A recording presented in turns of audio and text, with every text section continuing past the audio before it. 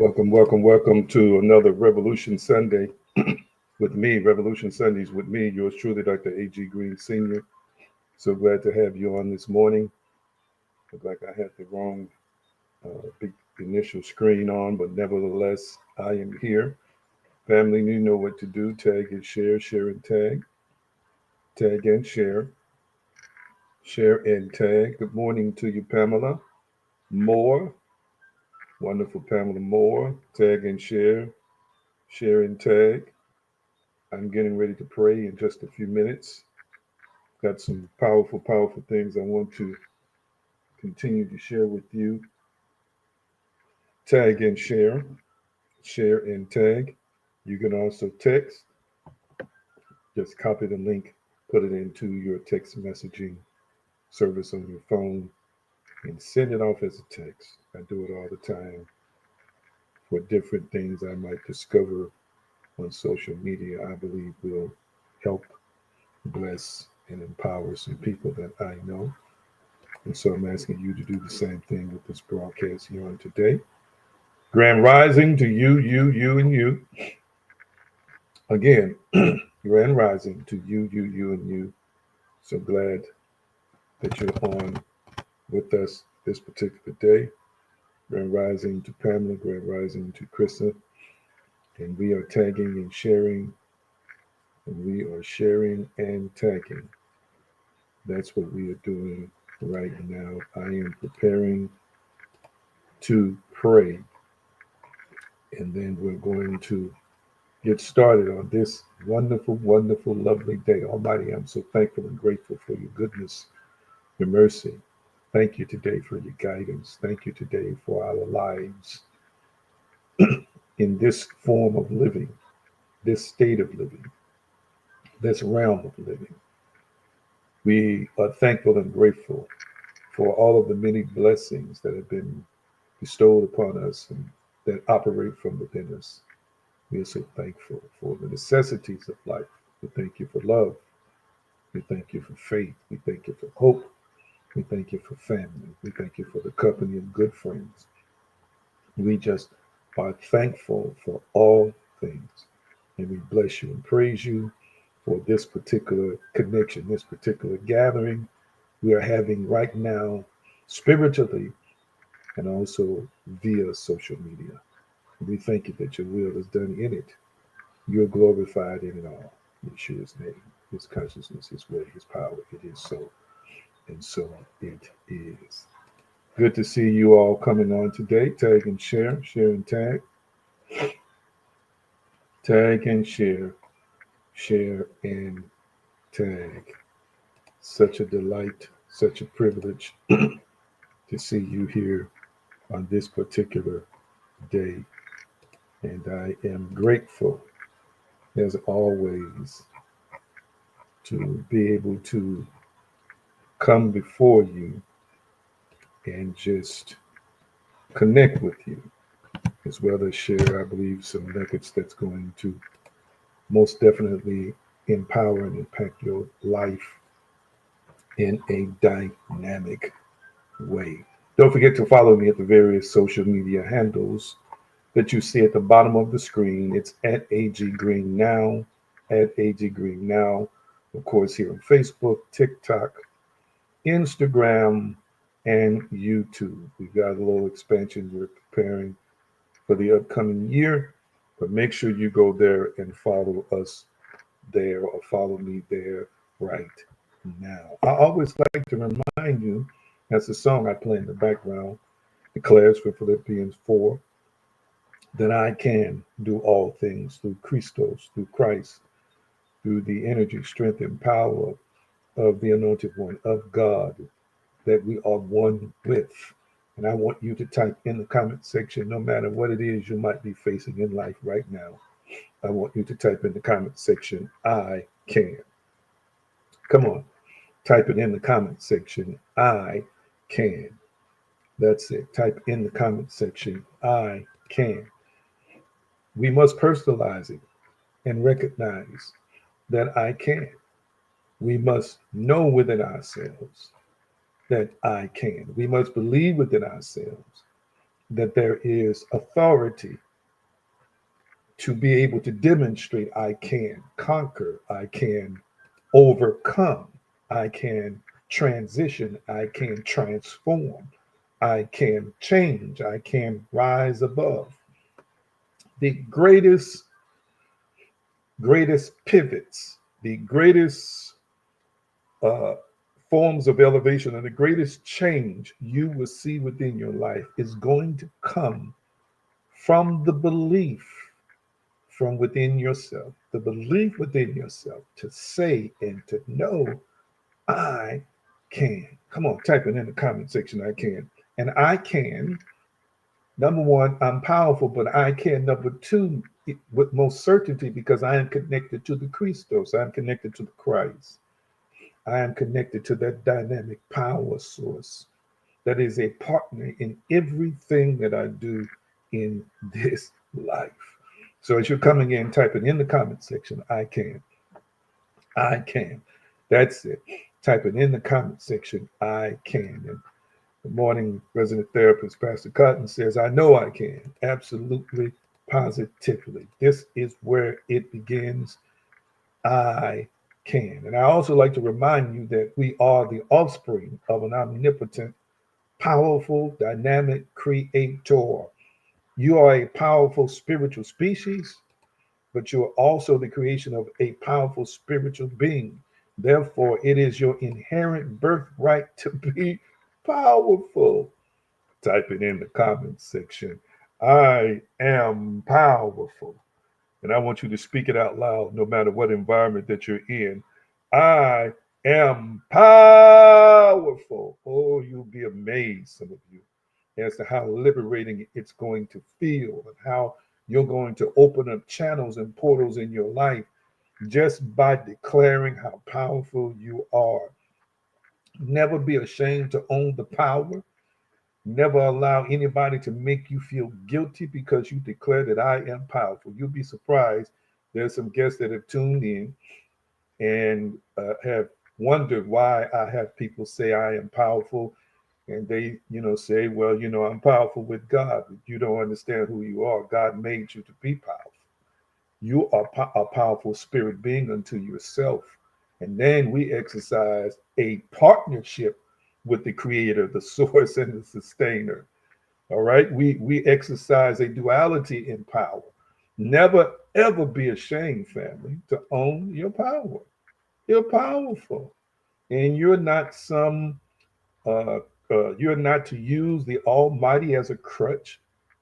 You're not to use the Almighty as the only way that anything can get done. I know I just said something that's blown some of your theology. The Almighty made you powerful. You are the offspring. You are divine. You are of a God class. I need you to hear this. You are one with God. There is no way, even when you believe you're powerless, you're using your power to produce more powerlessness. Why? Because you are inherently, by your birthright, intrinsically powerful. That's it. Come on, type it in the comment section. I am powerful. And then speak it out loud in your environment. I am powerful.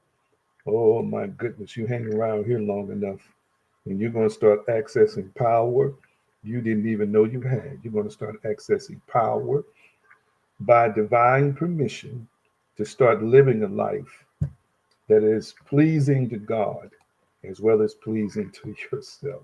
It's a wonderful, wonderful, wonderful thing to know who and what you are in the kingdom and know who and what you are in this existential experience. So glad to see you and you and you. And as you're coming on, don't forget to follow me on the various social media handles that you see at the bottom of the screen. You are watching Revolution Sundays with yours truly, Dr. A.G. Green. I put up the wrong uh, steel introduction, whatever you call it, graphic at the beginning. But you are watching Revolution Sundays with me, yours truly. Don't forget to tag and share and tag. Give hearts if you're watching on Facebook. It helps with the algorithm. You can give a few of those as well if you're watching on YouTube. All right. I got to check in on my family. Y'all's my peoples. Y'all my peoples. Got to check in on you. What are you eating and sipping? What are you eating and sipping? And while you're sharing what you're eating and sipping, I want to know how you're doing.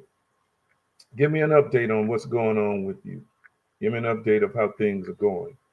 Of course, during the live presentation of this event, there's a lot going on in the world in terms of certain celebrations. But let me know how you are doing. Talk back to me. Let me know how you're doing today, in addition to what you're eating and sipping. Now, I've got a regular coffee with hazelnut creamer in it. That's what I'm sipping on today. Y'all tell me what y'all sipping on. Let's see. My brother, Pastor Tuck, the spiritual mystic Turk, he's got tart cherry juice. All right. Sounds interesting. I know a little bit about tart cherry juice. I know it's got some great medicinal properties. I'm sorry, medicinal properties in helping to deal with pain and other things like that. Good stuff, though. Who else wants to tell me what you're eating and sipping and how you doing? Remember, it's your explanation of how you're doing. It's completely subjective. How you think you're doing is how you think you're doing. It's just as simple as that. So talk back to me real quickly. Talk back to me. Let's see here. Coffee with French vanilla creamer. Feeling great this morning. Says Krista. Awesomeness. Krista, awesomeness. Anyone else? Anyone else? Anyone else? What are you eating and sipping? What are you eating and sipping? And tell me how you doing, how you feeling. What's going on with you today. Waiting on maybe one more. There we go. Our resident therapist, Pastor Cotton. Coffee black ginger chips. Never had ginger. Wait a minute, ginger chips. That's not like potato chips, is it? Because I have eaten ginger snaps and ginger sweet products. So, what are ginger chips, Pastor Cotton? He says, brother, then I'm great and ready for the manifestations of the promises of God. Awesomeness, awesomeness. What are ginger chips? Resident pastor therapist Jerry Cotton. Tell me what are ginger chips exactly are. When you say ginger chips, is it like a cookie type thing or what? Let's see. He says natural ginger root slice. Wow. Okay. I, from time to time, boil ginger root and put it in tea and stuff like that. It's especially good if you start having any, cold symptoms, sinus symptoms, things like that. All right. That's good stuff. Good for circulation. That ginger is good, good, good, good, good. All right, let's see. As Linda says, A&W Zero Sugar Root Beer. Okay. A&W Zero Sugar Root Beer. That's what she's sipping on today. How does it taste without the sugar, though, Linda? I back in the day, I used to drink A&W root beer. I haven't had an A&W root beer, and I can't remember. It's in my mind somewhere, but it's been a long time. What does it taste like with no sugar in it? What does it taste like with no sugar in it? I'm just curious. All right, then. Thank you so much for sharing what you're eating and sipping on and kind of how you're doing on this particular day. I've got some things I want to share with you, of course, in a series that I've been on. And it looks like it's part 3. We're going to go to Matthew chapter 17. Matthew chapter 17. Got some more nuggets to unravel, or nuggets to share with you, I should say, some more things to unravel and unpack with you as it relates to this particular text. Matthew 17, verse 14. Listen, we've had some wonderful dialogue with you, communication with you over the last few weeks about certain portions of the text. And some light bulbs have come on as a result of that. And so, very fascinating uh, in getting deeper, richer meanings, fuller meanings of text many times that you've heard for many, many years. But we're going to continue in the series that we started from Matthew chapter 17. We're going to begin at verse 14. One of my sisters is going to copy and paste the text for us to look at. And I'm going to, as I should, make sure that I pull it up myself so that if it's delayed, I can read it. We've already covered a few verses as it relates to this text, and I'm not going to go back into some recent explanations. But if you are just tuning in today, if you're just tuning in today, I want you to go back to the previous two installments and listen to all of it, but pay close attention to the definition of the word that Yeshua utilized in this text, perverted. It doesn't mean what you thought it meant and what you may have been taught it meant. I'm not going to go into it today because I spent 2 weeks uh, digging into that text, that part of the text. I want to move forward today.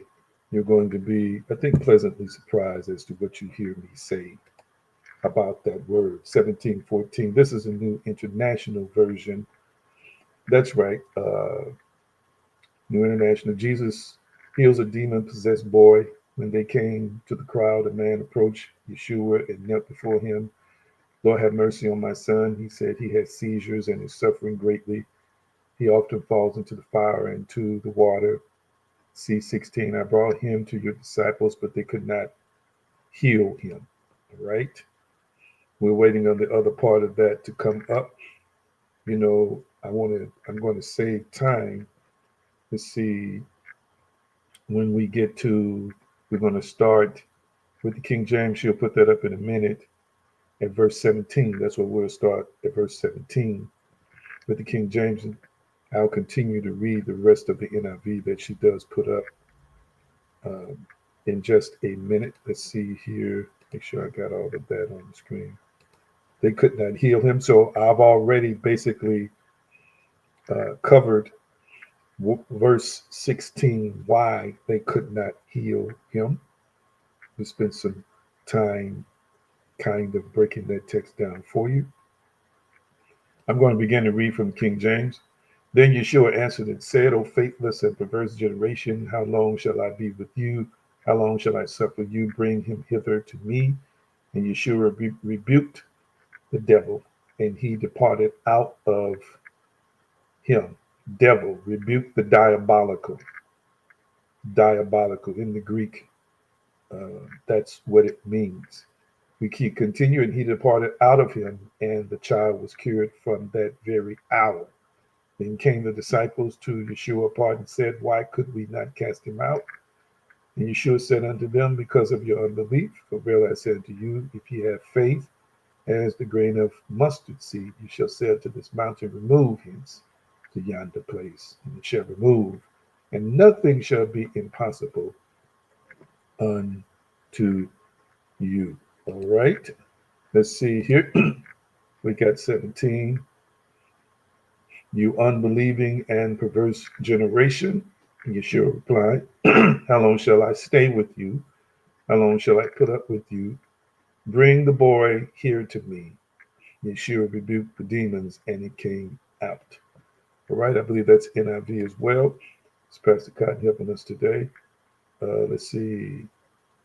And it came out of the boy, and he was healed that moment. And the disciples came to Yeshua in private and asked, why couldn't we drive it out?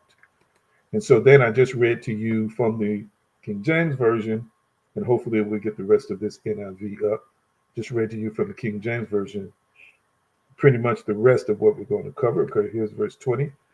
He replied, because ye have so little faith. Truly, I tell you, if you have faith as small as a mustard seed, you can say to this mountain, move from here to there, and it will move. And then the last part of the verse, nothing will be impossible for you. Wow, good gracious. These are just texts people just spout out or spout off or spout and don't absorb the true essence and application in their own personal lives. My goodness gracious. All right, we didn't get the King James up today. 14 through, we were starting at 17 through 20. I mentioned it a few minutes ago. We're going to start the King James Version, 17 through 20 on today. And if she gets that, puts that in the comment section, I'll put it up. This is Big Things Come in Little Packages, Part 3. Big Things Come in Little Packages, Part 3. Almighty leaders and guiders, we thank you for the revealing of deep truths. We thank you for, although they may come from the depths, they can be reduced to simplistic, applicable concepts. Let there be great absorption today of this teaching that we may apply it. And from our application, we'll see the manifestation of a harvest of wonderful fruit. And we bless you in Yeshua's name. It is so, and so it is. Big things, let me put it up again. Big things come in little packages. I want you to type that in the comment section for me. Big things come in little packages. This is part 3. Big things come in little packages. I'm going to be honest, I don't, keep up with the installments like I used to. I just stuff keeps getting added and I just come back and teach it. But I'm going to do better with that as we're moving from this now moment to the next now moment. So we want to kind of begin, let's see, I guess we can begin in our presentation today. I talked to you from verse 17 again, faithless and perverse generation. Perverse it's not a moral perversion. You'll see it is a distortion. And I explained and broke down what that distortion was in terms of the inconsistency in knowing your power, knowing your ability, knowing who and what you are. I don't want to even get into all that because it'll take me 15, 20 minutes once I delve into it. If you want to hear my explanation of what faithless and perverse means, please go back to the previous installments. It should still be on the timeline. So Yeshua rebuked that which was considered to be evil, and it came out. The child experienced some relief. We really want to start at verse 20. Verse 19, then the disciples came to Yeshua apart and said, why could we not cast him out? Why could we not cast him out? And Yeshua said, because of your unbelief. I'm going to say it again. He said, because of your unbelief. Because of your unbelief. So what I submit to everybody here today is to help them to understand. And let me move something around here while I'm thinking about it real quickly, because I just realized that I changed something in the presentation. Let's do this. Mm-hmm. Make sure that the numbering is correct too. He said, because of your unbelief. All right, good. I'm where I need to be. Awesome. I want you to type the word unbelief in the comment section. Unbelief in the comment section. Type the word unbelief in the comment section. Unbelief. Type the word unbelief in the comment section. All right, here's the rest of the King James Version real quickly. You can see it on your screen. King James. Yes, this is where we are today. King James Version. Thank you so much for that. Type the word unbelief in the comment section. This is where I'm going to start today. I'm going to start with unbelief. I want to share with you exactly what unbelief is. The question was asked by the disciples, why couldn't we do this? Now, understanding this particular text, it is believed to be something evil or sinister in terms of the spirit. But there are a lot of things that are devilish or devil meant that has nothing to do with anything spiritual. It could have something to do with your interpretation of a situation. It can have something to do with your limiting beliefs. It could have something to do that you perceive or interpret to be diabolical or a menacing presence, an oppressive presence, an oppressive adversary to you. Whatever it is, whether it's considered to be something that is a spirit or not a spirit, if there is an impasse in your life and you are running into something that you seem to be unable to conquer, I want you to understand right now, family, you have not been able to conquer the thing because you don't believe you can. Wow. Now, to some of y'all, you might process that differently than others, because some of y'all might be saying to me right now, I know I believe. I want you to hear me out. I've thought that on many occasions myself. I thought I really believed. These men walked with Yeshua. Again, Yeshua modeled before them what power was, what authority was. He's modeling this before them so that they could operate like him. What has happened over time in the development of Christianity is that beginning with the early church fathers, there was a theological philosophy that was crafted to separate or to elevate the level of Yeshua so far above the people he talked to until the people he was supposedly talking to that represents folk in this day believe that they are miniature, small, and are unable to actually be like Yeshua and do like Yeshua or operate like Yeshua did in the earth. There is a glaring contradiction in modern day Christianity in terms of what Christ taught then, the historical Christ, versus what we hear today. And I'm constantly dropping nuggets to some of you all because I'm dropping nuggets. I'm spoon feeding you. I'm spoon feeding you because I'm trying to, in a subtle way, tell you you must awaken. You need to awake because I want you to understand that the characterization in modern day times of Yeshua is not same as the historical Yeshua. I'm going to say it again.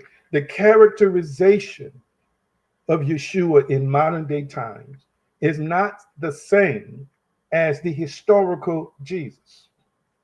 Now you got to do research to come to an understanding and be exposed to the historical Jesus.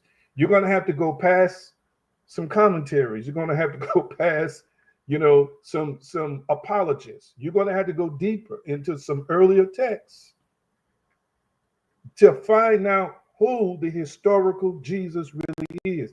Now I'm going to let that settle in somebody's heart real quickly. Now, as I move forward, I want you to understand the historical Jesus was teaching concepts and teaching spiritual truths and teaching, metaphysical ideas with the idea that those he taught would be operate just like him. Again, terminology like greater works than these shalt thou do.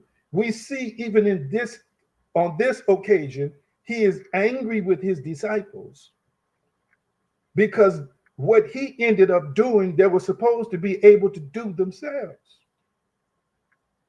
What he demonstrated before them in terms of authority and power and spiritual standing, he would be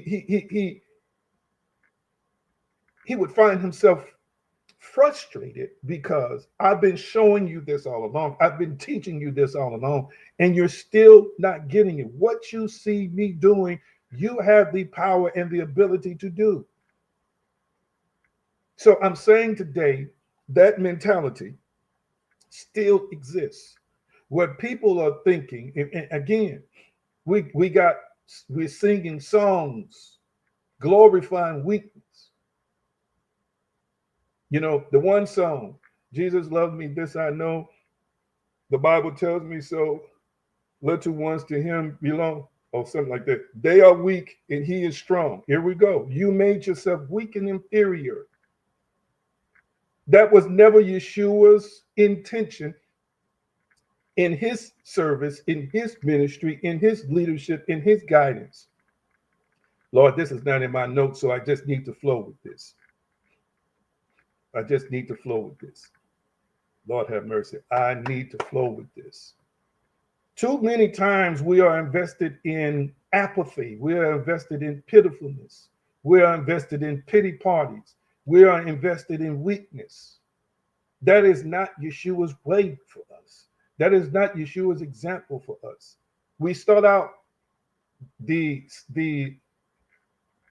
Revolution Sundays with I can, purposely to make deposits in you, to root out the weakness, to root out the anemia, to root out the powerlessness, to root out limiting beliefs. And then we graduate to I am powerful, so that you can own the intrinsic God power, I am power, that is one with you and that you already possess as a spiritual being.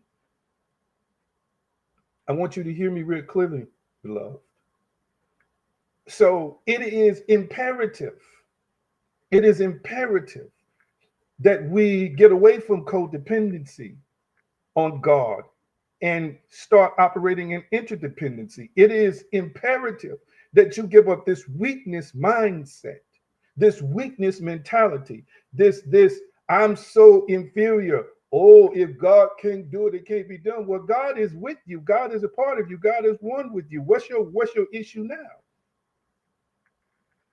We got to get away from using God as an intoxicant just to get drunk and high on. We got to get away from using God as some kind of supportive cane or crutch, as if we just lean on and we can't do nothing else.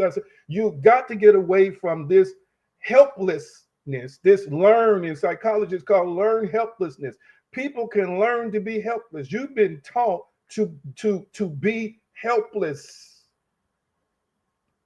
You've been taught to be helpless. And this is why we have so many people who are living subpar lives and marginal lives. And I used to be one of them, even though I was considered to be in a certain category because I could perform certain things spiritually and do certain things spiritually, miracles. Still, there were parts of me that were severely restrained, severely hampered, severely limited, incarcerated in the sub-basement of spirituality, the sub-basement of truth. Hear me. I'm going to do in the future some extensive teaching on the Gospels because I want to start separating the historical Yeshua from the Christianized, watered down Yeshua, the fluff, the added to stuff. Because you need to know who and what you are. Type it in the comment section real quickly. I must know who I am. Type that in the comment section. I must know who I am. Type that in the comment section. I must know who I am. Somebody help me today. I must know who I am. It's imperative that you know. So check this out.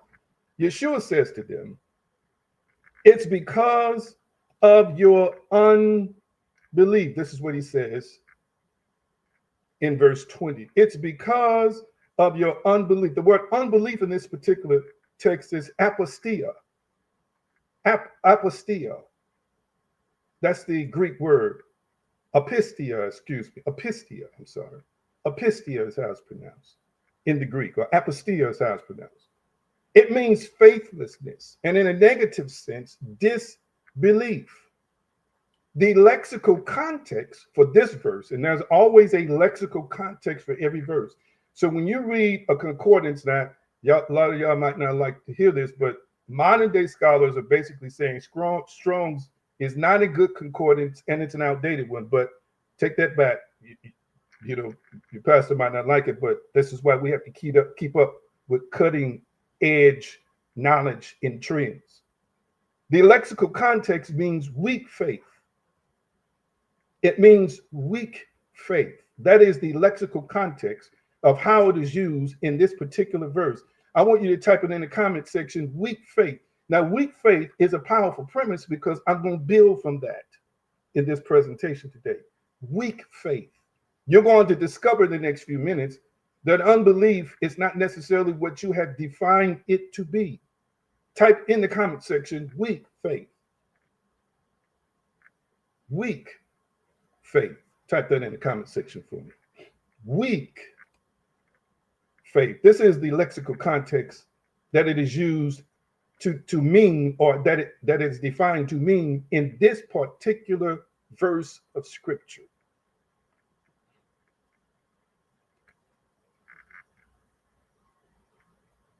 Horatius Bonar says, well, I'm going to quote for Ralph Waldo Emerson. Skepticism is unbelief in cause and effect.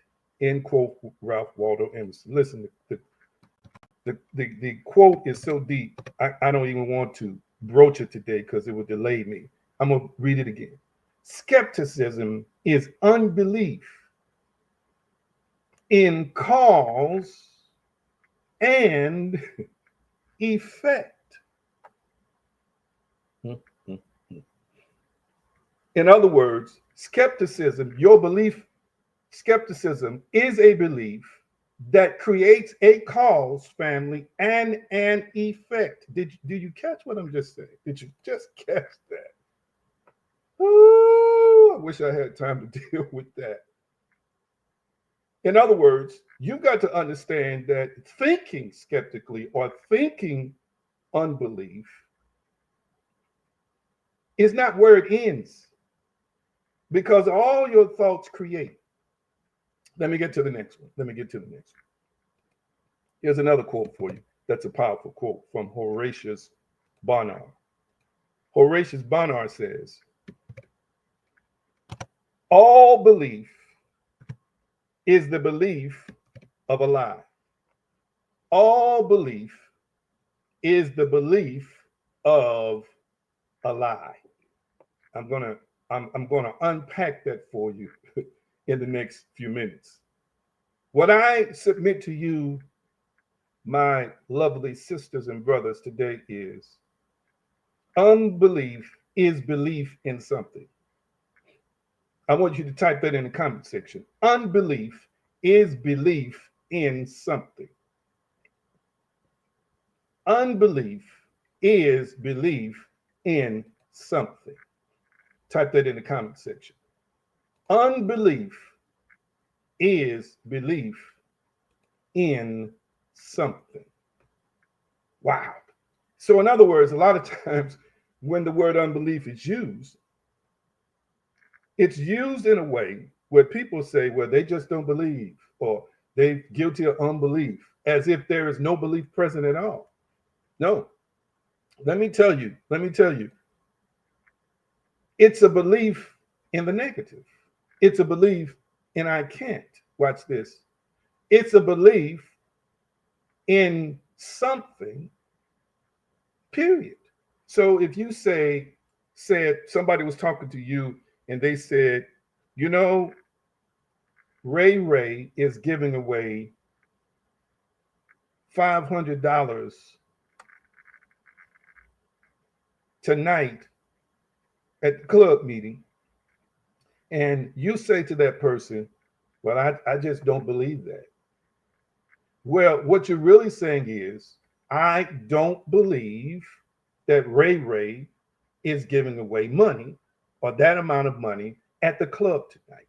So you are practicing a belief in something. And here's the next thing I want you to catch. Belief and faith are always in operation in every spiritual being. I want you to type that in the comment section. Belief and faith are always in operation in every spiritual being. Let me put it up so That's kind of a long statement. Belief and faith are always in operation in every spiritual being. Let me see if I can add that to you. Add that for you. And I would still want you to type it in the comment section. And if you got a notepad, I want you to type it in the notepad somewhere or write it down. Belief and faith are always in operation in every spiritual being. Every spiritual being, family. So even when people are saying they don't believe something, you are believing the opposite of what was told to you. So if you are dealing with somebody and they tell you how trustworthy they are and you don't believe they're trustworthy, then what you're saying is, I believe they're not trustworthy. I believe they aren't trustworthy. So your faith is in their untrustworthiness, not their trustworthiness. You are believing in something. At all times, spiritual beings are operating in belief and faith at all times. Even when we say it's unbelief, it's belief then in the thing that's opposite or against what we've been told. Unbelief manifests materially or situationally as what you believe. I'm going to say it again. Unbelief manifests materially or situationally as what you believe. Ooh, ooh. So, in other words, if you don't believe in yourself, it manifests situationally and it manifests materially. Wow. If you don't believe at the core of your being in your ability to get over something or go through something or deal with something, it is a belief that you can't go through it. It is a belief that you can't deal with it. And it's going to manifest situationally or it's going to manifest materially. In other words, you believe in the opposite.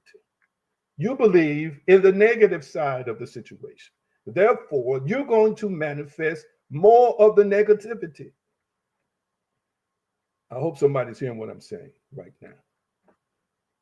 This is powerful stuff. The disciples' unbelief in their power was a belief that they weren't powerful enough or they couldn't do the job. Did you catch that? I want you to understand that a belief in no is just as powerful as a belief in yes. A belief in no is just as powerful as a belief in yes. Catch this. I also want you to understand that a belief in failure is just as powerful as a belief in success. Hear me. I got to ask you the question, what do you disbelieve or not believe about yourself? I'm going to say it again. What do you disbelieve or not believe about yourself? And as it relates to the statement I made about no, the reason I formed it like that is the yes, the belief in the yes. If the belief in the no is stronger than the belief in the yes, then the belief in the no is going to manifest. Whichever one is strongest is the one that's going to manifest.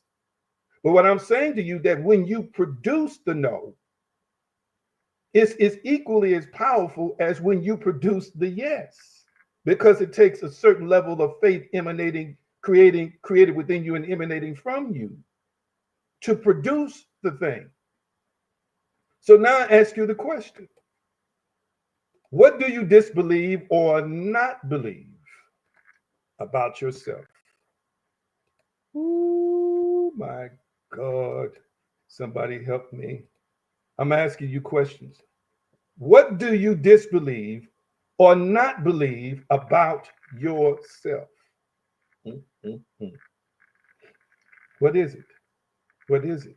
I'm asking you the question.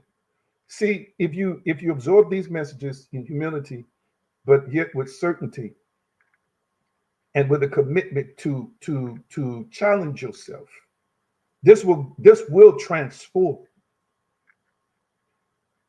But I want you to understand that if you're not seeing success in your life, and I've been here before, I'm testifying from experience, it's because on that deeper level, we call sometimes the subconscious level, but it's still us. There's a part of us that has been programmed in response to frustration, in response to what we've interpreted as failure, to say to us when we encounter certain situations. The mouth is saying yes, but that part of us is saying no. The mouth is saying I succeed, I am a success. That part of us is saying because we have not properly dealt with and overcome and neutralize the failure thinking portions of us, or these failure mindsets, or these emotions attached to failure, they are still there resident in us. And many times when we come into contact or encounter situations where it is required for us to believe to get through it, we don't get through it because that part of us is stronger. The negative side of us is stronger. That negative elements that exist within the deeper parts of our subconscious is stronger. Watch this, than the conscious mind is. Somebody help me here today. Somebody help me here today. And watch this. This is why when we failed at something, we go back later or we analyze what happened later. Sometimes before you can consciously think it, that other mind will speak to you and say, well, yeah, I had a feeling it wasn't going to work out. Yeah, I just, I wanted it, but I didn't really expect it to work out. I got to ask you the question, my beloved, my family and friends. What do you disbelieve or not believe about yourself? The disciples did not believe. Therefore, they could not achieve optimal results. So, what Yeshua called unbelief was really a belief that they could not do. It was a belief that they did not have enough power. And you notice later, he suggests the remedy for it. But I want you to understand that the remedy he suggests is something that really just neutralizes the logical conscious mind and puts you more in connection with your spirit self and more in connection with the Almighty God. That's all fasting prayer really does, if you do it correctly. It connects you with the deeper, in a deeper way, a more intimate connection with the spiritual, with the source that empowers you with more awareness, knowing, and consciousness of authority, of capability. But hear me, family, if you disbelieve something, it literally means you just believe you can't do. You just believe you can't have. You just believe you won't have. Listen, if you're making statements that everybody I love leaves me, what you're saying is that I believe that when love comes, it won't stay. Oh Lord. And that is why you're continuing to hear me. You are projecting that onto the screen of reality, physical reality, and it's reflecting back to you. It is coming back to you because you put it out that way. You deposited it as a thought seed, which is a form. So now you are that, you embody that, you project that, therefore you manifest that. Hallelujah. I need y'all to catch what I'm saying today. And you need to stop again. Here we go again. That's the devil blocked me. No, you blocked you. Well, see, if so-and-so had just done this, no, if you had just really believed that so-and-so couldn't stop you, hear me, if you had just really believed that God is for you, so nobody else can really legitimately stop you or be against you, had you just believed that it was already done and not considered other variables as potential adversaries that could stop you, I need you to catch me. So you believe more in the adversarial power that you said could be oppositional than you believed in you actually owning and possessing it. I want you to catch what I'm saying. Because whenever you consider other factors, whenever you consider other things, You are empowering it now. It could not have, it can't be a factor. Let me say this to you. Let me say this to you. This is a powerful statement. This is a powerful statement. It can't be a factor unless you make it a factor. In other words, it can't exist in your reality unless you allow it to exist in your reality. I hope this is not too deep for some of y'all. Well, see, so and so be talking about me, and they just don't like me, and I know they're just going to try and stop me. Listen, every time you say that, every time you give time and energy to that over and over and over again, you are creating it. Well, I know it's the truth because they said it to me. Okay, once you accept it as the truth, now this person is legitimately bona fide by your own thoughts as an enemy.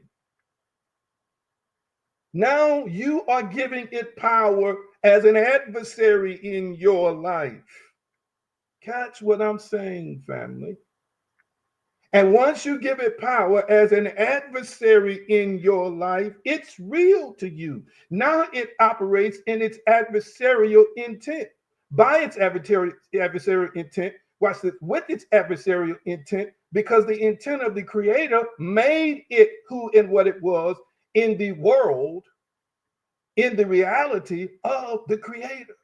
This is why you feel funny around them. This is why you feel negative stuff. And sometimes, watch this, it wasn't even to that extent before. It's only when you highlighted it in your mind, got your reticular activating system of the brain involved, where you help it become a bona fide adversary. But just like you made it an enemy, you can also make it a friend. But you believe that, watch this. So you created that, therefore you manifested that. Hear me. When the truth be told, if you start believing that God is with me, that God is for me, that God is a part of me, and I'm unstoppable, I cannot be stopped. Hear me.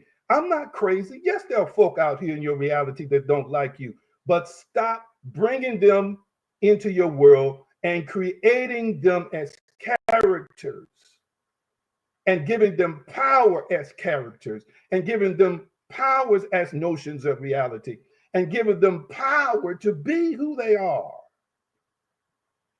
Ooh, am I helping anybody? I don't see no likes and hearts. It's quiet up in here. I need to see some likes and hearts on Facebook. Hear me. I know Ray. I know Ray. I know Shaquita. She hates me. Okay. So the more you accept that, the more you create that in your mental construct, in your mental world. Hear me.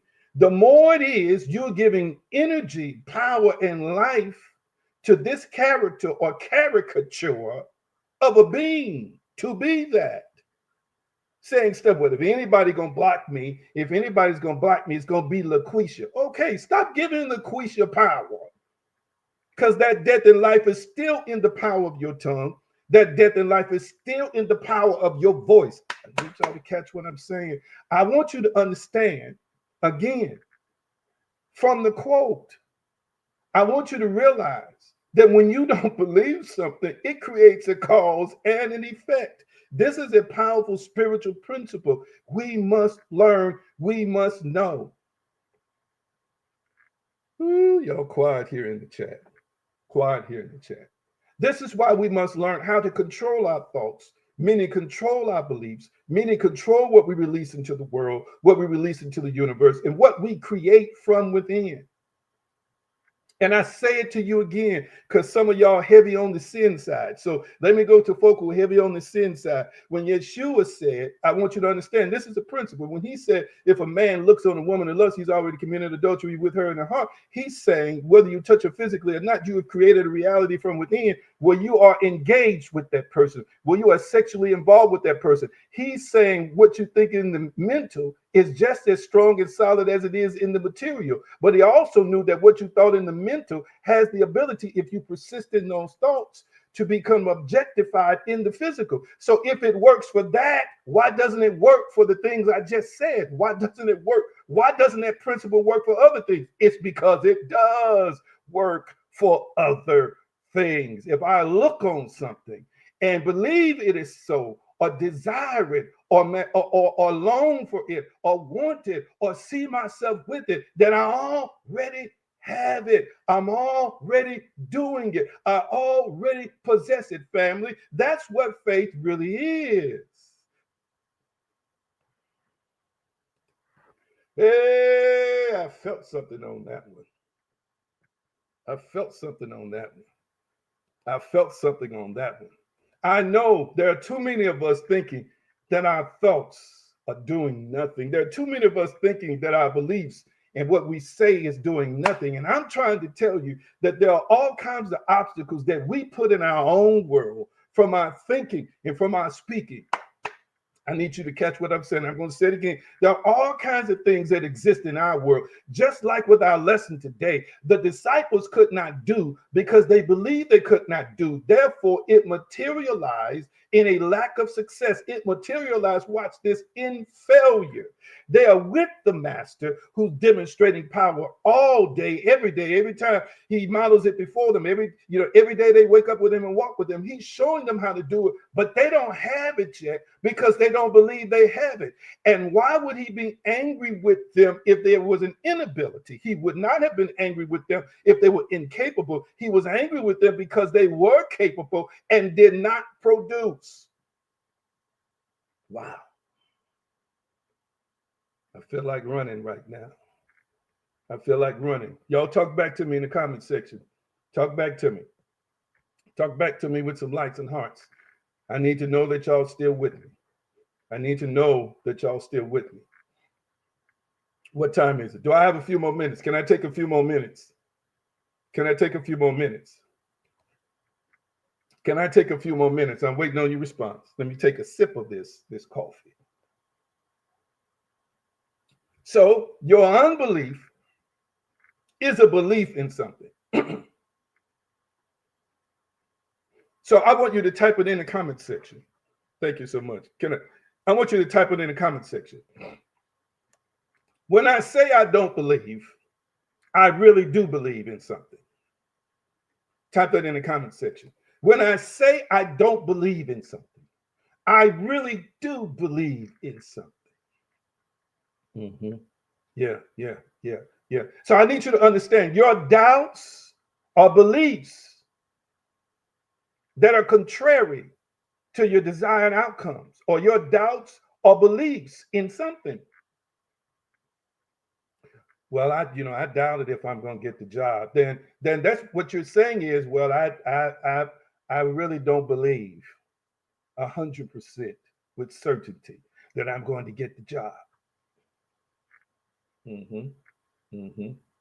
Yeah. I need you to catch what I'm saying. I need you to really catch what I'm saying. So again, before I move on to the mustard seed, let me get into the mustard seed for a few minutes. I really, really want you to understand your thinking right now while you're watching me is creating something. Your belief right now while you're watching me is creating something. Let me give you a tidbit of advice that I've shared with you before. Again, it's not that you won't have certain thoughts. It's not that you won't have certain images come to your mind. But what you have to do is what I learned to do is recognize that I get to choose. Come on, I want you to type it in the comment section. I get to choose which thoughts and images I allow to manifest. Type that in the comment section. I get to choose which thoughts and images I manifest. I want you to type that in the comment section. I get to choose which thoughts and images I manifest. So I simply say to those thoughts or to those images, seriously, it happens every day. I'm like, but I don't choose you. I just learned this in 2024. I just learned this, in this calendar year. Yeah. Many times I say, okay, I feel that. Yeah, I feel that. Mm-hmm. Yep, I feel it because I'm not trying to deny the feeling. I'm not trying to deny the thought. I used to try and do it. I don't do that no more. Yeah, I thought, but I don't choose you. Oh, yeah, that felt bad. Ooh, yeah, I felt you. But I don't choose that. I have found out as I got into practice that created a rhythm That now it's easy. It's easy. Those things don't linger because I have a conscious, inner choice. And so if I choose not to accept it, what has happened is I've done it so many times until my mind and subconscious mind honestly selects what I select and deselect what I won't select. So there are no longer lingering thoughts and lingering images about it. I move on to the next thing because I have made a choice not to accept it. Mm-mm. That's right. Because I am the ultimate authority who decides in my life what I choose to be. People, frankly, candidly, and glaringly overlook this. Yeshua says in Revelation, I'm standing at the door and I'm knocking. And then he basically helps you to understand you got to let me in. What does that mean? A choice. A choice. Type it in the comment section. I get to make choices for my life. Type that in the comment section. I get to make choices for my life. Hear me. And even when you think it's somebody else's decision, it's still your decision because whatever they say, you still have to make a choice to abide by what they say. Oh my goodness gracious. I hope somebody just heard what I just said. Even when you say I'm waiting on so and so, it's still not up to them. It's up to you to choose whether you're going to accept whatever decision they made. So it's still your decision. Oh, goodness gracious. If somebody hear me, type two words in the comment section. Mustard seed. Type these words in the comment section. Mustard seed. Mustard seed. Let's look at that for a few minutes before we get off here. Mustard seed. I hope you're enjoying it thus far. Mustard seed. Mustard seed. Mustard seed. Type that in the comment section. Now, I want to clarify some things here. Because a lot of times when we read the text, again, people think everything they read in the text is literal and true. You may not have ever heard this from a pastor before, but I'm going to tell you, everything you read in the text is not literal and true. It's people are, for example, I believe it's Mark 4:31 as we talk about the mustard seed. Yeshua says basically it is the smallest. This is how you have to understand how to properly contextualize what you read. He says it is the smallest of all the seeds. Okay, well, it's not the smallest of all the seeds. Did you know that an orchid seed is several times smaller than a mustard seed? Several times smaller than a mustard seed. So what Yeshua is saying in Mark, and we're not in Mark, we're in Matthew, but I need to pull from Mark. He's trying to, first of all, help you to understand as far as what's in Israel, it's the smallest seed. Because factually speaking, all right, from the plant world, what scientists know, the orchid seed is several times smaller than the mustard seed. He's trying to create a picture and an image of the greatness that it can exist in something small when he drafts the illustration of a mustard seed. But it's not the smallest. That doesn't mean there isn't any truth to what he says, because the truth is the axiom or the principle that he's trying to display, lay out, and discuss of how something does not have to be big to be great. I want you to type it in the comment section. It doesn't have to be big to be great. Type that in the comment section. Or you can type, it doesn't have to be big to be powerful. That's even better. Type that in the comment section. It doesn't have to be big to be powerful. Type that in the comment section. It doesn't have to be big to be powerful. I want y'all to type that in the comment section. Give me a few more minutes. I want to work on the mustard seed, give you something to consider about that. It doesn't have to be big to be powerful. Oh, yes. Somebody's somebody is starting to percolate. It's starting to settle in somebody's heart. It's starting to settle in. That mustard seed, 0.039 to 0.079 in size. It grows, and there's a mustard seed bush and there's a tree plant.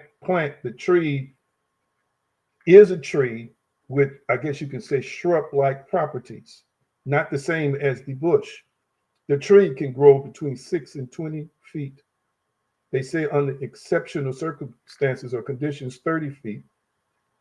It has the bush-like qualities, meaning that it spreads out. So most trees just grow up and then the branches and then the leaves are at the top. But no, it has width as well, not just a vertical height, but horizontal. It takes up horizontal space. It spreads out horizontally. He says, if you have tiny faith, the word faith, pistis, which it means a credence, it means a conviction of some kind of truth, a religious truth of God.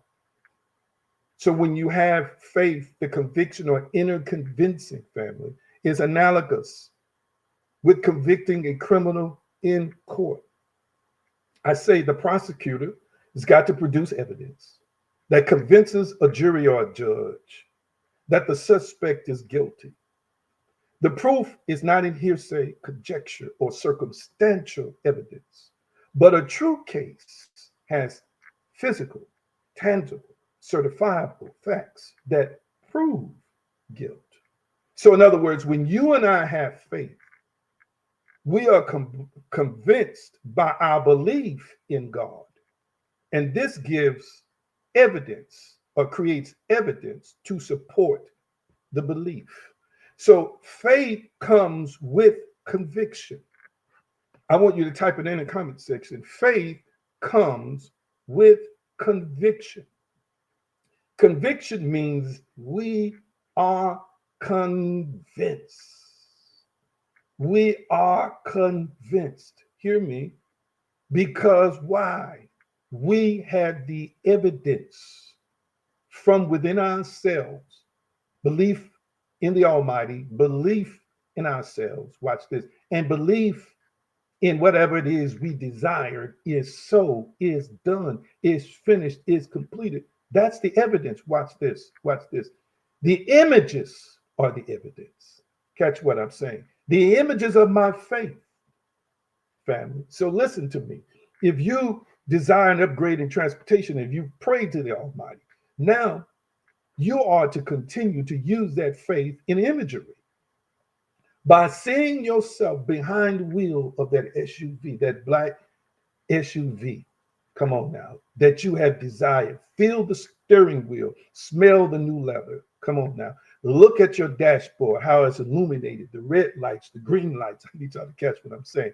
You are thanking God while you're driving. Watch this. Driving from within, the reality within. Remember, I just discussed that a few minutes ago. It's just as real in you as it will be when it manifests what we call externally. Because you have a conviction, such a deep conviction, you are already driving it before you discover it on a physical lot. Help me here, Holy Spirit. You're not just saying it, which is powerful, a way to also provide congruence with your belief, but you are living it from the inside. This is why you are not as surprised as everybody else when you get the exact color that you desire, because you've been driving that thing in the reality that exists within, utilizing and exercising faith. This is what faith does. Faith is not just a mere belief. Faith is not just a mere thought. Faith will create images. Faith will create visualizations. You will see it in a vision. You will live it in a vision. Come on now. You will live it in your imagination that it is already done. Am I making any sense to anybody here? Oh my goodness. And you know I'm telling the truth, because there are many things you've already received in your life. You saw it within yourself first. You didn't just say it with everything. There's some stuff you said and it happened, but there's many things you said and you saw the inner image. Come on now. You lived in it. You walked into your building. You walked into your practice. Come on now. You walked into the beauty shop you own. You walked into the school that you own in your heart and in your mind. Come on. You know I'm telling the truth. In anything else, you decided before you went to this place, you saw it in your mind. I'm going to walk right up to the counter and there won't be a line. See, it seems simple, but that's not simple. You have lived this within yourself. That's where the evidence is. You have created the evidence in your imagery, in your imagination, because you've seen it. And I've shared this before. How Yeshua, the Almighty, how Yah had talked to Gideon when he was perched on a hill looking at the enemy. And he says, see, I have given you the city. Excuse me, that's Joshua. That's Joshua. He says, see, I have given you the city. That was Joshua. And when you look at that word see, it means to envision, because the city looked like the city look in the physical world. It looked like a city that had been erected, people, gates shut up, all that. He said, no, I need you to see. In other words, he was saying, see within. Lord have mercy, somebody help me. So as it relates, let's get back to this mustard seed. Faith, no matter how tiny you may think it is, this faith that Hebrews 11:1 discusses, this faith that is inside of a mustard seed it's an inner conviction, number one. It is a substance. I want you to type it in the comment section. Faith is a substance. Type that in the comment section. Faith is a substance. And the word substance here, y'all know the word hypostasis. It means a setting under, it means a support, it means a concrete essence, it means ultimately assurance or confidence. So the substance is the confidence, the substance is the assurance. Oh, goodness. The faith substance is the assurance. I am assured. I am assured. Do you know that assured is knowing? Ooh, my. Assured is knowing. I want you to catch that. When you have faith, when you have solid faith, it is knowing something. Oh my goodness. Have you ever been in a situation and there was something that you in your mind it was a big thing, or it was your mind is a great thing, and you're talking to people and you're trying to break it to them gently, what you have seen or what you're feeling or what you are experiencing. And the best thing you can say sometimes to articulate the dream or the desire, or to articulate in the moment is, I just know it. I just know it. Come on now, somebody. I just know it. Oh my goodness. So faith is a conviction. Okay. It is also a substance, a confidence, and an assurance. And I'm encouraging somebody right now by unction of God to just know what you know. Because when you know what you're knowing, know what you know, what you're honestly saying is it's already done. It's already been created. It already exists. Come on now. It's already mine. It's already added to my life. It already exists. And the counterpart in the physical is going to manifest, because the true construct, or the true thing, or the true being, or the true desire as reality exists within me first. Because again, this is how all things are created that you see. They start from the inside of the being, the inside of the spiritual being first, as a desire, as a thought, in the imagination. Come on in, somebody. And then it manifests in a physical, three-dimensional form. Am I making any sense to anybody here? It is substance. It is also evidence. Hear me. That means proof. It is evidence. That means proof, from the Greek word elikos. It means proof. Catch what I'm saying. So it is the substance. I'm sorry. It is the substance of things. Here we go. That we hope. It is hope is expectation. Mhm. Expectation. Yeah. Expectation. It also has the connotation of confidence. It has the connotation of trust. So when I have faith, I have the conviction. I have the substance, which is the confidence. I have the expectation. Again, the confidence and the expectation, the confidence, assurance, and the expectation are knowing. I know something. I just know what I know.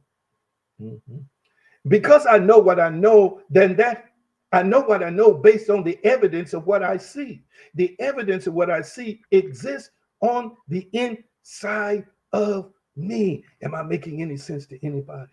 Genesis 15:5. And he brought him forth abroad and said, look now toward heaven and tell the stars, if thou be able to number them. And he said unto them, so shall thy seed be. The Almighty wants Abram to see a picture in his heart and in his mind. And he wants Abram to hold on to the picture. And I want to say to some of y'all, stop creating these horrible pictures in your mind and expecting beautiful results. God wanted Abram to see a picture of the stars and make the connection between the proliferation of his loins, the multiplicity of seed that will come out of him, that is akin to the stars he's beholding in the heavens every night, that's of innumerable proportion to him. You got to have an image. Come on here now. You need a solid image. I got to ask you, what do you see within? And I got to encourage you to stop allowing people to discourage you from big ideas and big thoughts and big dreams. Come on here, somebody. You recognize it takes a partnership with God, a partnership with the Almighty to manifest it anyway. So it's not something you're trying to do from your human abilities. It's something you know that has to come from something that is divine.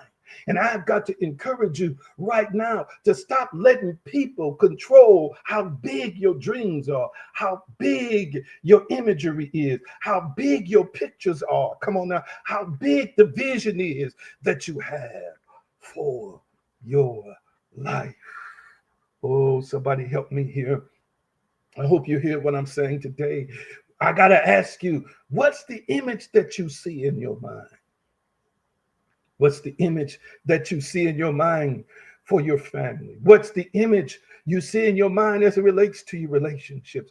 What's the image you see in your mind as it relates to ministry or service? What's the image that you see in your mind as it relates to business? What's the image that you see in your mind as it relates to your career? I want you to understand that if you put faith in an image, then you're most likely going to manifest the image that you see in your heart and in your mind. Because again, your faith is going to create from within that which you see from within. God wanted Abraham to see the vision so he could partner with him to believe that his offspring, from despite a barren woman, oh God, I feel like running. He's talking to a man who's married to a barren woman. Who today believes you've been connected to barren situations? You need to hear this message. Maybe you felt like your love life was barren. Maybe you felt like your finances were barren. Maybe you felt like your career was barren. Maybe you felt like your ministry was barren. Maybe you felt like your health has been barren. Maybe it felt like your mental health has been barren. Come on now. I came by here to talk to people who feel a sense of Sarah welling up in them, and that there is barrenness that has been imposed on your physicality, on your physical being. Barrenness has been imposed on your mentality. But here comes God to say to you today through this little teacher, do not focus on what you see in the physical. See the image of your success. See the image of your overflow. See the image of your happiness from within. See the image of your prosperity and abundance on the inside, regardless of what's going on the outside. God is saying, paint that picture, create it, and see what I want you to see, because it is from with this image that faith is going to partner with God to manifest something that is so extraordinary until folk around you will have a hard time believing that it came from you. Oh my goodness. I hope y'all hearing what I'm saying today. I wish I had more likes and hearts. Let me see how much more I got left. How much more I got left. Here we go. I'm almost done. I'm almost done. Mark chapter 5. You know, I love this woman. And a certain woman which had an issue of blood 12 years and had suffered many things of many physicians and had spent all she had and was nothing better, but rather grew worse. Here we go.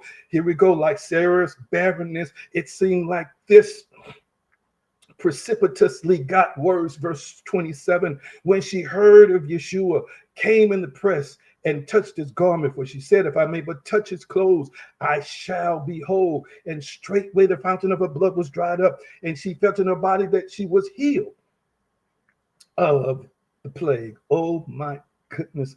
Somebody's hear what I'm saying today. And when we look at the text in the Greek and you break down the words in the text, the portion of the text, where it says, she says, if I may but touch his clothes. The Greek language gives us an indication. This did not happen on the day she showed up physically to touch his clothes. The Greek language uses a word connected to one of the word harang in the Greek language. It literally means that she thought this over and over.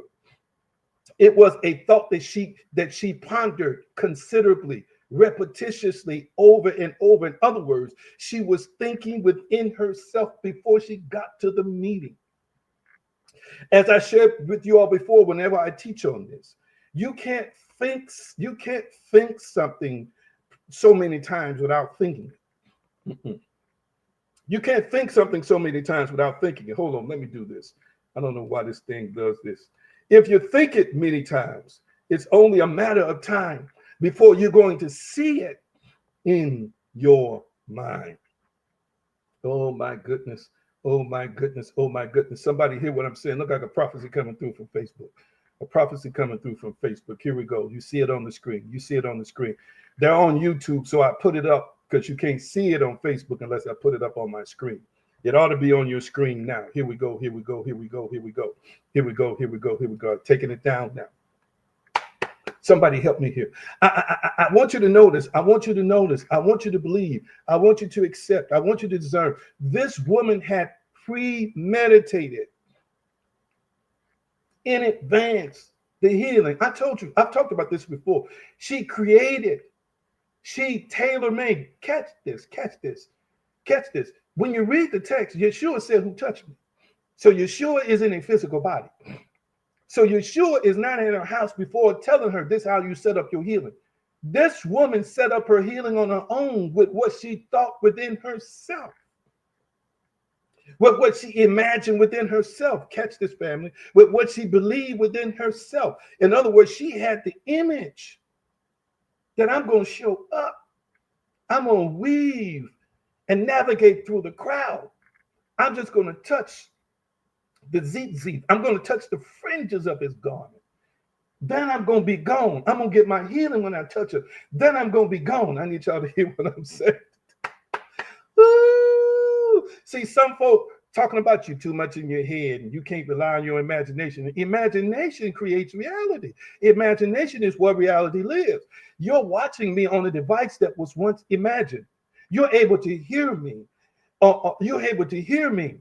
And there was a time that hearing and viewing me, the way you are hearing and viewing me now, was once in somebody's imagination.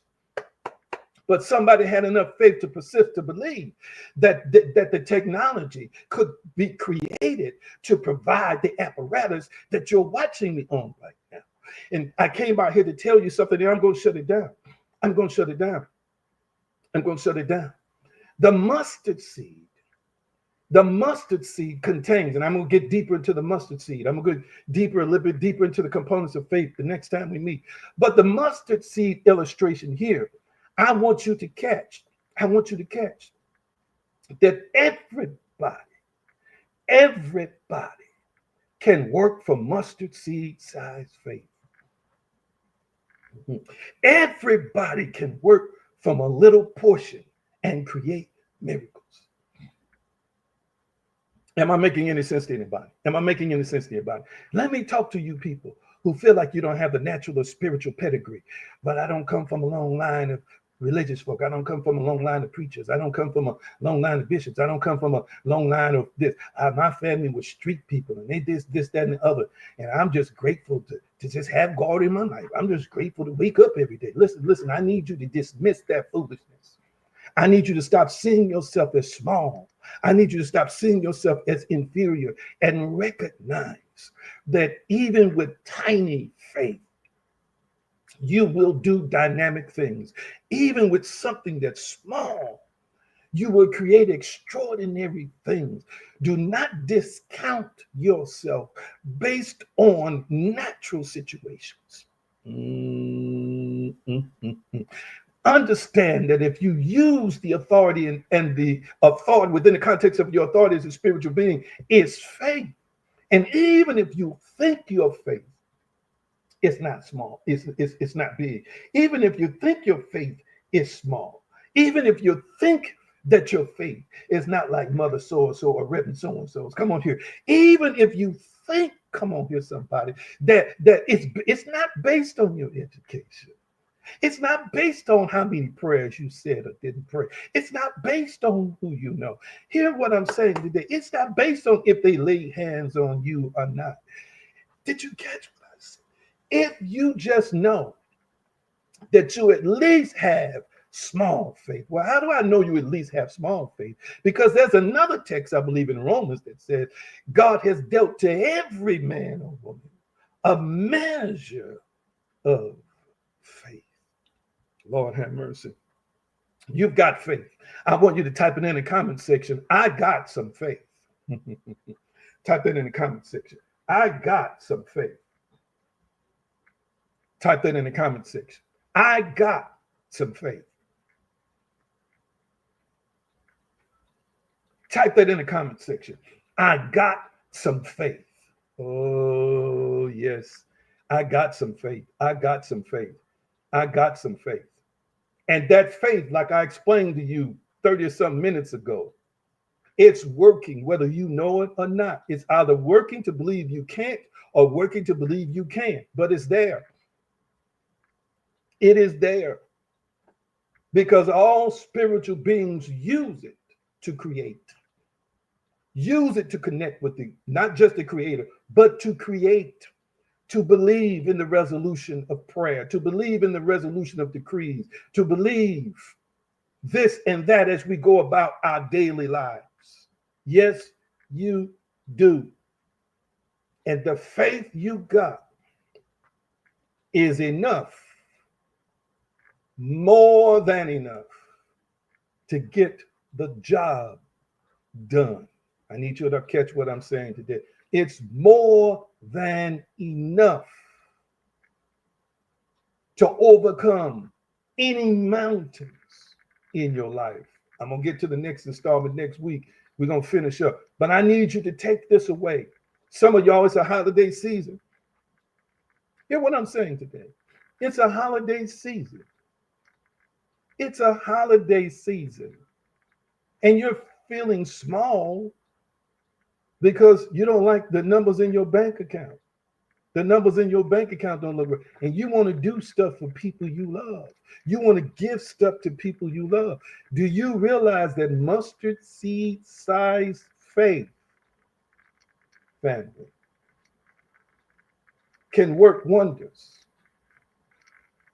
It's not about that stuff in you, but don't allow yourself to be reduced in size based on something you observed in the physical, natural world. Hear me. If you had taken that mustard seed size faith, glory to God. It just happened to me recently. There's some things I want to do for somebody, some people in the holiday season. Somebody spent some, I had a meeting yesterday. At the end of the meeting, the person asked me a personal question. I gave them an answer. This is always a faith answer.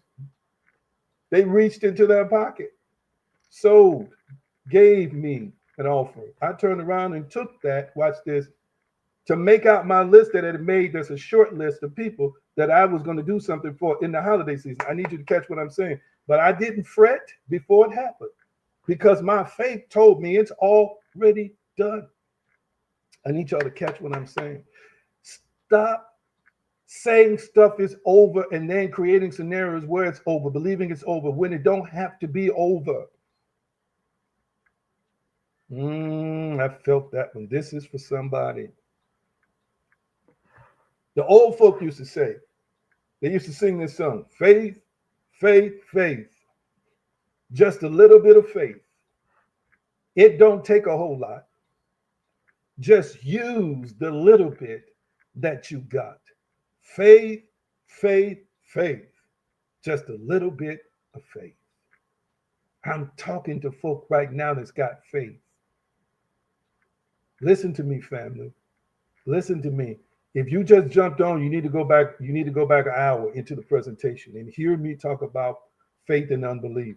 Everybody's got faith, even when they are using unbelief, because unbelief is a faith in something you don't agree with, you don't think is possible. That's all it is a belief from you that that's not real, that can't happen. Are you catching what I'm saying? And you don't understand it in the moment. You are creating an outcome based on what you believe. But what if you took that small faith and said it's great? It's going to accomplish great things.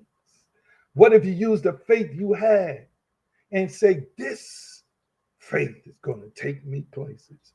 This faith is going to open doors for me.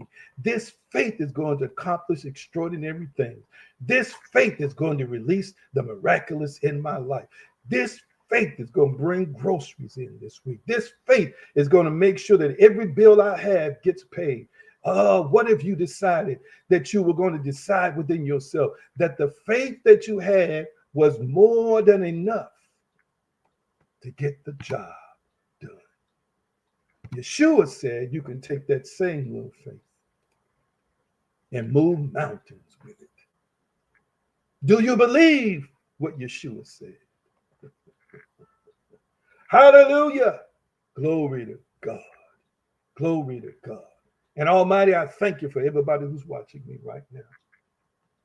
Everybody who's tuned in, who may be dealing with a limiting belief, may be dealing with the belief that they can't, maybe in that belief, yes, it is a faith that they cannot accomplish, do, be. Sometimes, Almighty, it's even a faith to believe that you don't love them, that you don't favor them, that you don't desire them, that you aren't with them.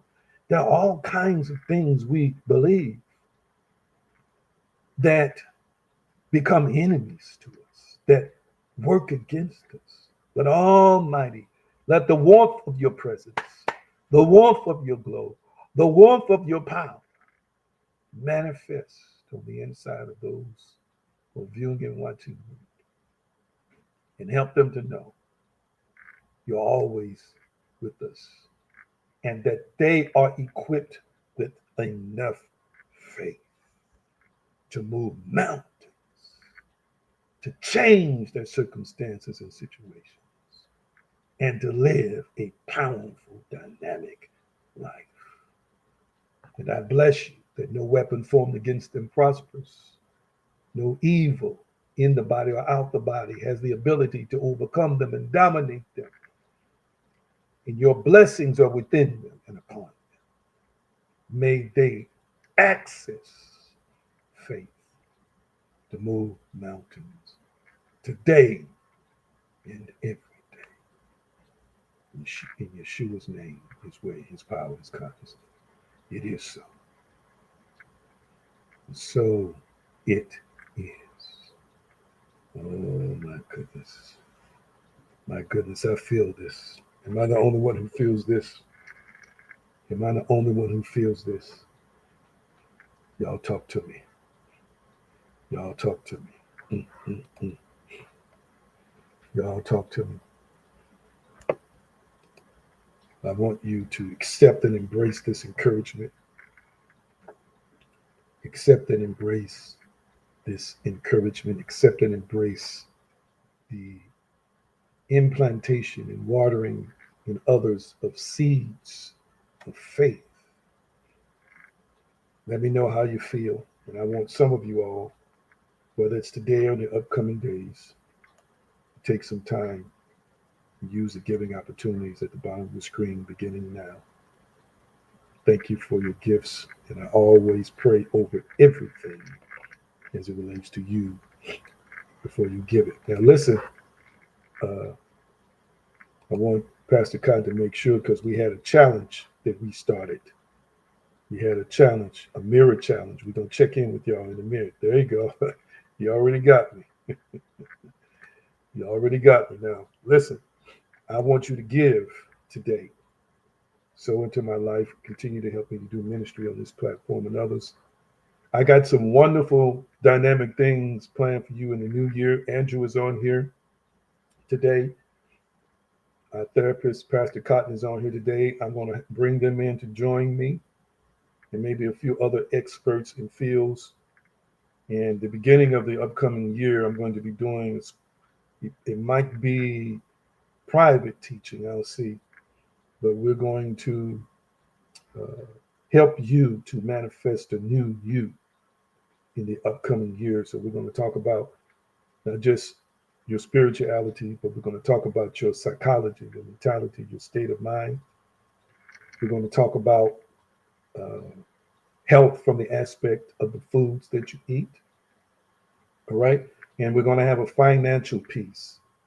All right. Because it's time for everybody that is listening to me, everybody who watches me, to manage their finances and grow their finances in a way where they are comfortable and can leave a legacy for people. So we're going to cover all those components over. I'm trying to decide if I'm going to do like a long 3 or 4 hour thing or if we do it in 2 or 3 parts. But it's for you. I could keep this to myself, but I'm not. It's for you. I'm here to serve you. I'm here to empower you. I'm here to make your life better. Some of y'all might wonder, well, what keeps me going? What keeps me going is that I have an assignment to the world, and you are a part of that. I have an assignment to you. All right. I have an assignment to you to teach, to lead, to preach, to deposit, to empower. And it's time for us to not to stop to just stop praying for financial blessings and start managing the money we got to prepare for the financial blessing. I'm not saying don't continue to expect it. That's not what I'm saying. Don't do one without the other. You can start now with managing what you have. I'm going to show you in the new position and role that I have with the company as a financial professional. I'm going to show you some things that I have to apply in my own life and help you apply it in yours and help you to grow what you have. All right. So this is what I'm preparing for you. And I'm going to be laying it out in the upcoming days. I'm going to do a special video. I might have those fellows on. I'm going to see if they're available, after the holiday, maybe before the new year. We'll see. We might all jump on here and talk an hour about some things, but I'm gonna meet with them as a group first. We're gonna meet as a group first, and then kind of discover uh, together or plan out together some things we can discuss with you. And I want you to prepare your heart and mind for the transformation of the new you, to become a new you, the manifestation of a new you, showing up as a new you, a better you spiritually, a better you mentally, a better you physically, a better you in choices with food, and a better you financially, a better you even socially. All right. Are you ready for it? Talk. Are you interested in it? Talk back to me. Are you interested in that? Which I'm preparing for you. Talk back to me and also tell me how you're feeling. How you feeling today? Thank you, Pastor Cotton. Amazing and liberating. Thank you, thank you, thank you. I appreciate you. Love you so dearly. Anybody else? How you feeling in this moment? How you doing? And then we're gonna log off. I'm a little bit over time, but how you doing? How y'all doing? How y'all doing? Let's give as God has blessed us to give, as we're led to give today. Some of you might give in twos, threes, fours, and fives, however you're led to give. If you don't have it today, come back. You know how to reach us. But how y'all feeling? Did the teaching find you today? Did it bless you? Did it empower you? Did it strengthen you? Talk back to me. And yes, some of you all are interested. Okay, thank you for your interest. I don't know what I'm going to call it yet. We'll come up with a catchy name. We'll create some graphics for it. And we want to pull more than our usual audience in, because I believe many people are going to be able to use the teaching. All right, let's see. Let's see here. Thank you for that. Thank you for that. All right. Thank you for your feedback today. Anybody else have any feedback? Anybody else? Know that I pray for you often. I pray for you often. I think of you all often, even if I don't know all your names, just because you show up here consistently. You're on my heart and in, I should say, and on my prayer list, always, at all times. Let's see here. Thank you. It's my cousin, Chantel. I need this encouragement. Been a little discouraged. Thank you so much for your transparency. Appreciate you. Appreciate you. All right. Love you so dearly. Release you today with the shalom blessing. Shalom, shalom, peace, wholeness, prosperity, nothing missing and nothing broken. Love you all so dearly. Happy holidays, and the blessing of the Almighty maketh rich and addeth no sorrow to it. May you grow, may you expand, may you increase, and may you enjoy the holidays with somebody you love.